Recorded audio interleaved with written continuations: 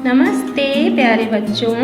हमने कल की हिंदी की कक्षा में जो पाठ 8 पढ़ा था, गीत यहाँ खुशहाली के, आज उसे हम पूरा करेंगे और साथ ही उसके शब्दार्थ और प्रश्न उत्तरों पर भी चर्चा करेंगे।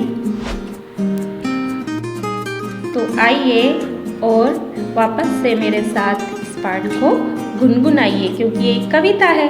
कविता को हम गाएंगे। उत्पादन की अलख जगाती फसलें सभी जमानों में, चौपालों पर झांझ मजीरे बजते नए तरानों में। जब किसान के यहाँ फसल तैयार हो जाती है और वह उसको घर ले आता है, तो चारों ओर गांव में किसानों के घरों में खुशी का वातावरण बन जाता है और शाम के समय सभी चौपालों पर झांझ मजीरों के साथ नए नए तराने अर्थात लयबद्ध गाने गाते हुए देखे जाते हैं और सब उनका आनंद उठाते हैं। गली गली में उत्सव मनते होली और दिवाली के, हल्की नोक लिए लिखते हम गीत यहाँ खुशहाली के।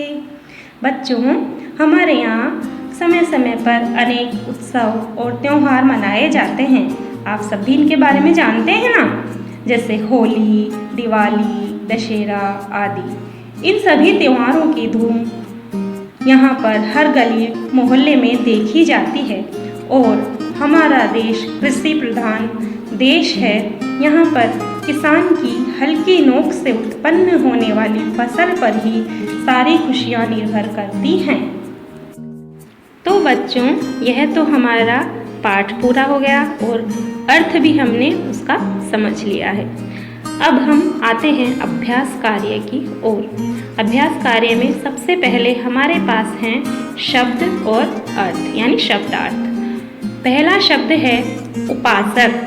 उपासक का मतलब होता है उपासना या भक्ति करने वाला। अगला है गहराना, घुमड़ घुमड़ कर आना। अगला चौपाल। चौपाल का मतलब होता है बैठक, जहाँ पर गांव के लोग इकट्ठा होकर विचार विमर्श करते हैं, बैठते हैं, बातचीत करते हैं, वो स्थान। अगला है खुशहाली। खुशहाली का मतलब है यहाँ पर सुख समृद्धि का समय।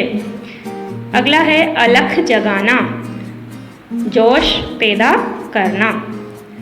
फिर है तराना। तराना का मतलब है गीत की लय। घटा, ये तो आप सब जानते ही हैं, घटा कहाँ आती है? बादलों में, काले काले बादल जो आते हैं वो घटा कहलाती है। कोकिल कंठी। कोकिल कंठी का मतलब है कोयल जैसे मधुर या मीठे कंठ वाली।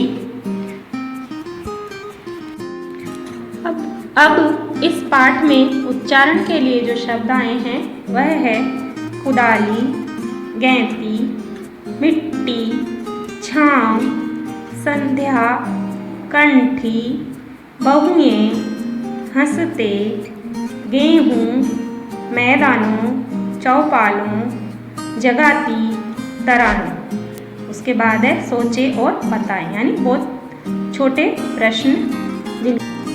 पहला प्रश्न है युग युग से हम किसके उपासक रहे हैं? तो युग युग से हम गैंती और कुदाली के उपासक रहे हैं।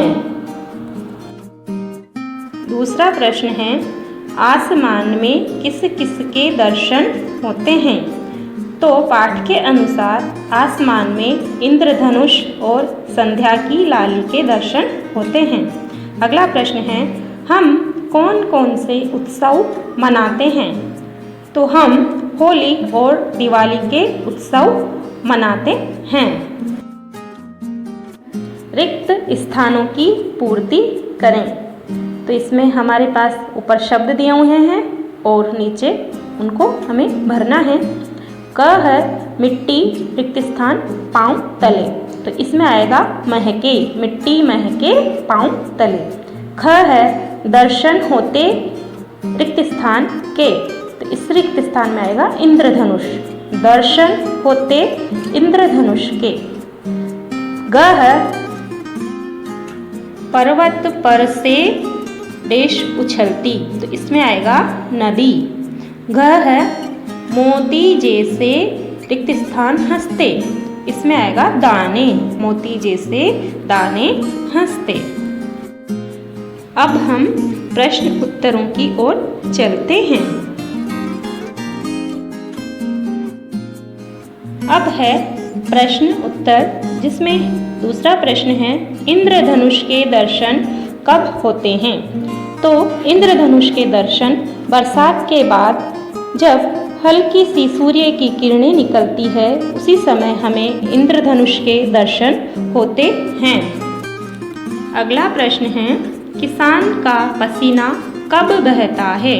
तो जब किसान तेज धूप में खेतों में हल चलाता है, फसल की बुआई, निराई, कटाई आदि कार्य करता है, तो किसान का पसीना बहता है। अगला प्रश्न है काली घटा छाने पर कौन कौन गीत गाने लगते हैं।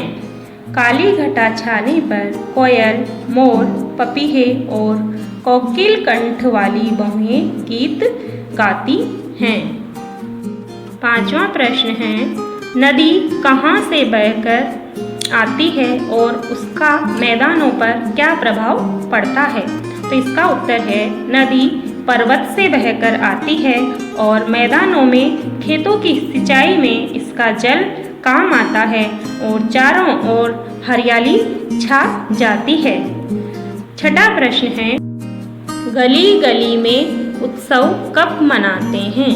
तो इसका उत्तर है गली गली में उत्सव होली और दिवाली आदि त्योहारों पर मनाए जाते हैं।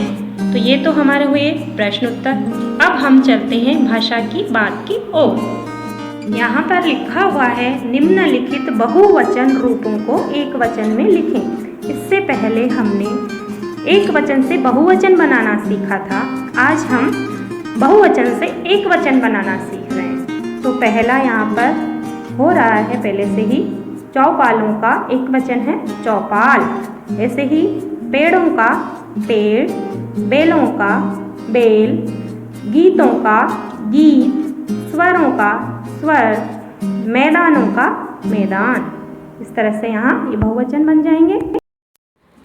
बच्चों, तो ये हमारा पाठ आज खत्म हुआ, लेकिन आपको आपके आस पड़ोस में जो गीत गाए जाते हैं उनकी एक सूची बनानी है और उनमें से एक गीत याद करके आना है, फिर उसे कक्षा में सुनाना है। धन्यवाद।